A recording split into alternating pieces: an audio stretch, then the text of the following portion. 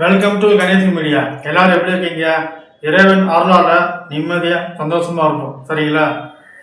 இப்போ நான் ஒரு விஷயம் பற்றி பேச போகிறேன். அதுக்கு முன்னாடி என்னோட சேனலுக்கு லைக் பண்ணுங்கள், கமெண்ட் பண்ணுங்கள், ஷேர் பண்ணுங்கள், அப்புறம் சப்ஸ்கிரைப் பண்ணுங்கள். சரிங்களா?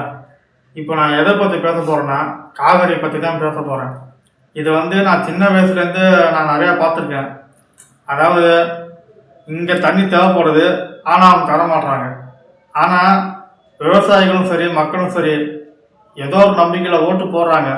சரிங்களா? ஓட்டு போட்டு ஜெயிக்க வச்சு ஆட்சியில் உட்கார வைக்கிறாங்க. அவங்களும் முயற்சி பண்ணுறாங்க, ஏதோ சட்ட போராட்டம் என்னமோ பண்ணி பார்க்குறாங்க. ஆனால் அங்கே இருக்கிறவங்க தரமாட்டுறாங்க. அங்கே நல்லா மழை பெஞ்சால் மட்டும்தான் திறந்து விட்றாங்க, தவிர அவங்களாம் கொடுக்க மாட்டுறாங்க. இதில் நடுவில் போராட்டம் வர அந்த பக்கமும் சரி, இங்கேயும் சரி போராட்டம் வர நடக்குது. அதாவது எனக்கு தெரிஞ்ச ஒரு ஐடியா தெரியுமா, நியூஸில் கூட பார்த்தேன் நான். இப்போ ஆந்திரா இருக்கு பார்த்தீங்களா? ஆந்திராவில் கிருஷ்ணராஜ் ஒரு அணை இருக்குது. அங்கே இதே மாதிரி தான் காவிரி எந்த அளவுக்கு மழை பெய்யுதோ அதே மாதிரி தான் அங்கேயும் மழை பெய்யுது.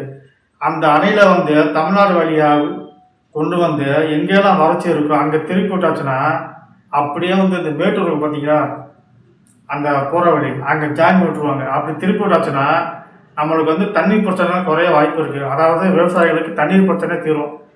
முழுசாக தீருமானு தெரியல, ஆனால் ஒரு நம்பிக்கையில் சொல்கிறேன் நான். அப்போ அதனால் சில நடிகர்கள் இதுக்கான நிதியை கொடுக்குறாங்க அப்படின்னு ஒத்துக்கிறாங்க. இதுக்கு 4 மாநில அரசுகள் ஒத்து வரணும். யாருன்னா ஆந்திரா அரசு, கர்நாடக அரசு, புதுச்சேரி அரசு, அப்புறம் தமிழ்நாடு அரசு. இந்த 4 மாநிலங்கள் ஒத்து வந்தால் மட்டும்தான் இந்த திட்டம் செயல்படுத்த முடியும். இப்போ பார்த்தீங்கன்னா 4 மாநிலத்தில் வேறு வேறு ஆட்சி நடக்குது. இப்போ உதாரணத்துக்கு கையை பாருங்கள், 5 வரல 5 விதமாக இருக்குது.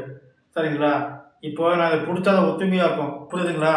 அதே மாதிரி தான் 4 மாநில அரசுகள் ஒத்துமையாக இருந்தால் இதை செயல்படுத்த முடியும். ஒருவேளை அரசியல் காரணங்களுக்காக வேறுபாட்டு வந்துச்சுன்னா இதை செயல்படுத்த முடியாது. அப்படி இல்லைன்னா இன்னொரு வழி இருக்குது. என்ன வழின்னு பார்த்தீங்கன்னா, இந்தியாவில் இருக்கிற அனைத்து அணைகளும் தேசியமயமாக்கிடணும். அப்படி ஆக்கியாச்சுன்னா ஈஸியாக தண்ணி பிரச்சனை தீரும். அதாவது விவசாயிகளுக்கான தண்ணீர் பிரச்சனை தீர வாய்ப்பு இருக்குது.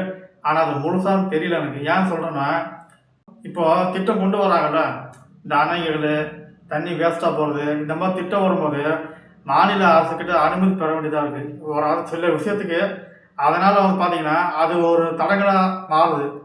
இப்போ ஒரே மாதிரி ஆட்சி நடக்கிற மாதிரி தான் பிரச்சனை இல்லை. சரி அப்புறம் பார்த்துக்கலாம் போயிடலாம். ஆட்சிகள் மாறுது. சரிங்களா?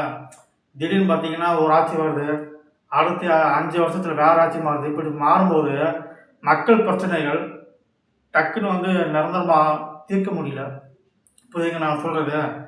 அதாவது ஆட்சிகள் மாறினா கூட மக்கள் பிரச்சனை அப்படியே தான் இருக்குது, இன்னும் தீரலை. இப்போ சென்னையிலே பார்த்தீங்கன்னா இன்னும் தண்ணி பிரச்சனை தீரலை. குடிக்கிறதுக்கே தண்ணி பிரச்சனை தீர்க்க முடியும்னா அப்போ விவசாயிகளுக்கு எவ்வளோ தண்ணி வேணும்? புரியுது நான் சொல்கிறது? உற்பத்தி பண்ண பொருள்லாம் நம்ம காசு கொடுத்து வாங்கிடுவோம். அரிசி பருப்பு எல்லாத்தையும் காசு கொடுத்து வாங்கிடுவோம்.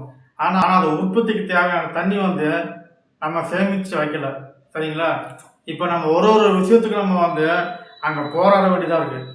தண்ணி கொடுங்க சொல்லி நம்ம போராட வேண்டியதாக இருக்குது.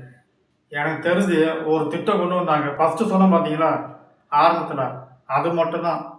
ஒன்று எல்லா அணைகளும் தேசியமயமாக்கணும். அப்படி இல்லைன்னா இந்த சவுத் இந்தியா இருக்குது பார்த்தீங்களா, அதாவது தமிழ்நாடு, ஆந்திரா, கேரளா, பாண்டிச்சேரி, இந்த சவுத் இந்தியா இருக்குது பார்த்தீங்களா, அந்த அணைகளை இணைக்கணும். புரியுது நான் சொல்கிறது?